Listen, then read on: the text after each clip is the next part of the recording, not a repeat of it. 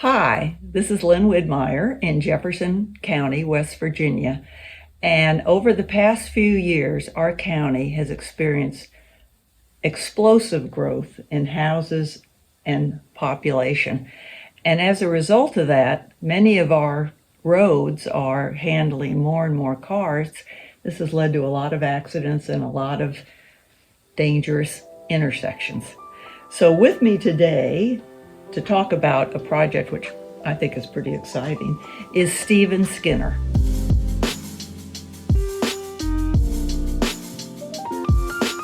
And Stephen Skinner is a partner in the law firm, Skinner Law Firm, and they are accident, injury, and consumer law attorneys.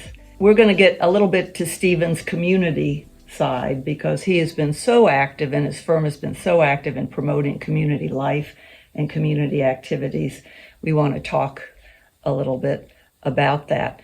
But what I wanted to start off with, Stephen, which I think this is the most interesting project, your law firm is going around the county and documenting the worst intersections in terms of safety for our residents and putting the results on the web. Mm-hmm. So can you talk a little bit about how you got interested in that project? So, and thank you for having me, Lynn. One of the things that we talk about here is how do we engage with the people in the places that we serve. Right now we have 3 offices in Jefferson, well, one in Charlestown, one in Martinsburg, and one in Winchester. And we are looking at what are the things that just pop into our minds that aggravate us.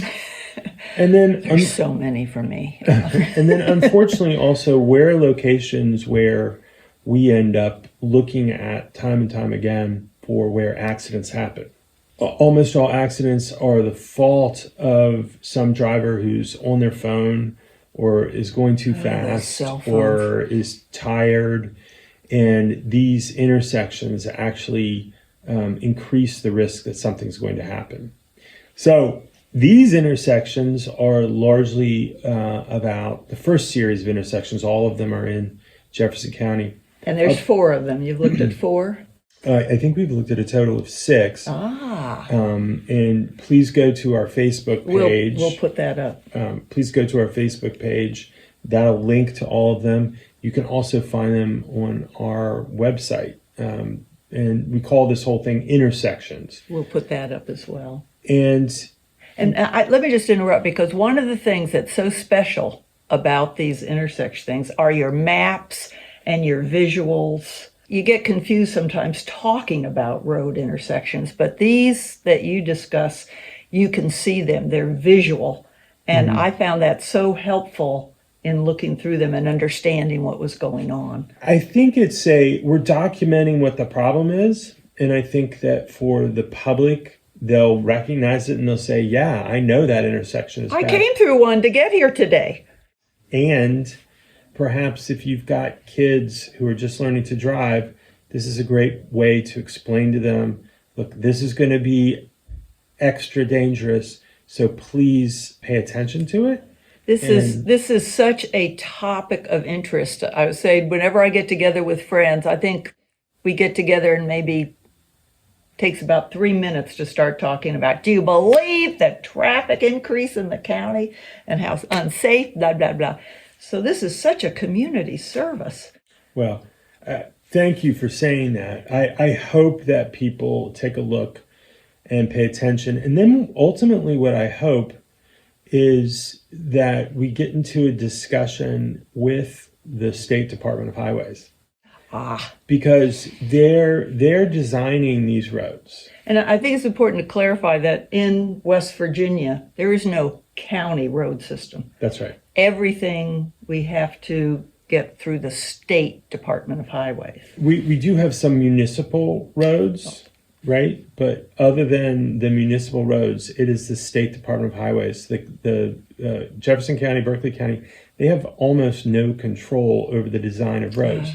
They have a lot of input that they can put into it. And this is where planning is so important because right now, some of these intersections were designed long before anybody could have conceived of the volume of traffic that it was going to see.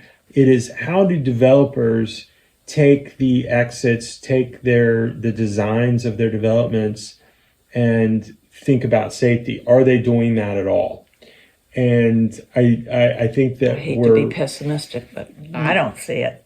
I think it's pretty scary to see entrances onto 60 mile per hour 4-lane roads that are coming from a standstill. From a T. Yeah. And you know, I'm a retired planner from Montgomery County, and I reviewed thousands of subdivisions. And it concerns me that when these new subdivisions are going in for review by the Planning Commission, there's no responsibility laid on the developer to do the upgrades that, frankly, where I used to be, they would have been required to make. And then the local officials all say, well, we can't do anything because it's a state highway. So I think that is why, the conversation with our representatives to Charleston, our delegates, our state senators, and certainly the governor need to see what's going on here. And we need to talk about tweaks that need to be made. And so we have to push, pull, and tell our representatives to Charleston that we need some attention in how the Department of Highways is designing the roads and the intersections. What would you suggest as a strategy? You sort of pointed to it, of local residents contacting their state legislators and maybe saying, this is an issue that we need to talk about? I would say that that's smart, and that's something that I personally want to do. I'm concerned right now of what's about to change, because when 340 is completed to Virginia, right? So we're going to have 4 lanes all the way from Virginia. That may not seem like it's going to make much of a difference, but that will have a traffic impact. It will make it easier to get into Jefferson County, to cut through from 7 to Frederick, right, to 70. And so some of the routes which now are going other ways to get to Frederick or to get to Martinsburg are now going to cut through Jefferson County. Motorists are a wily group. I mean, when you're commuting to work and you want to save 5 or 10 minutes, you look at local roads to try to cut your time. Well, and so when you talk about, like you're saying, expanding the regional network, there's implications that reverberate down to the local road level. And when you use like a Waze computer system to get places, which I do for almost every single one, sometimes you end up being directed to extremely odd combinations of roads, and that has an enormous impact on the quality of life of people who live on those roads. Well, Stephen has lived in Jefferson County all your life, except for a few little absences, and gone to local schools. Your law firm is with your brother, and your father founded it? Yes. So one of the things that I so enjoy about Stephen is he gives so much back to the community.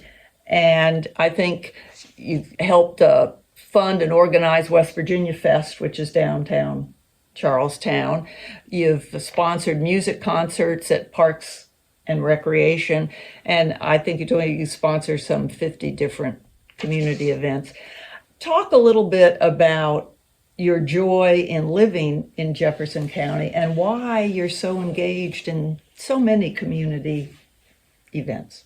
Well, I think, as somebody who's been really fortunate enough to have a business that is growing and succeeding in Jefferson County, that we have an obligation to give back to the people here. We don't want to just take. We want to employ local people. We're so excited to be growing in downtown Charlestown, and we have a civic responsibility to give back. And so we do that wherever we're located. We're so fortunate to have someone here who cares so much about the community. Well, okay. Well, thank you, Stephen, so much for telling us about this little intersection project, which I find, as a retired urban planner, I find so fascinating. And thank you so much for contributing your time and effort to just making Jefferson County a better place to live. Thank you for having me.